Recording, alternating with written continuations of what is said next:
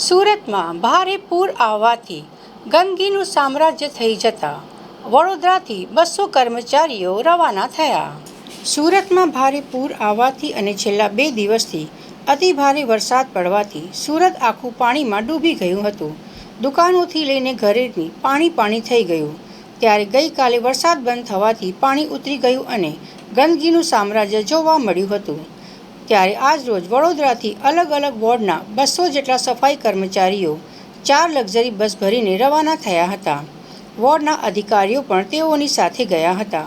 જ્યારે સફાઈ કર્મચારીઓને પૂછવામાં આવ્યું કે અમે વડોદરામાં સફાઈ કરીએ છીએ તો અમે સુરતને પણ ક્લીન કરીને જ આવીશું। 4 બસો છે બરાબર, અમને કોર્પોરેશન મ્યુનિસિપાલિટી તરફથી મોકલે છે સુરત કામગીરી કરવા મોકલે છે બરાબર। કામગીરી અમે તઈ કરવાના છે। બીજી વસ્તુ જેટલું થાય અમારે કામગીરી અમે સાફ સફાઈ કરવા એ કરીએ તો બરોડામાં જેટલું ચોખ્ખું રાખે એવું થઈ રાખવાનું। હા, બધું જ ક્લિયર કરવાનું કામ મોકલાય રાની માટે કામગીરી કરવા માટે। અમે વડોદરા બીએમસી કોર્પોરેશન દ્વારા જઈ રહ્યા છે।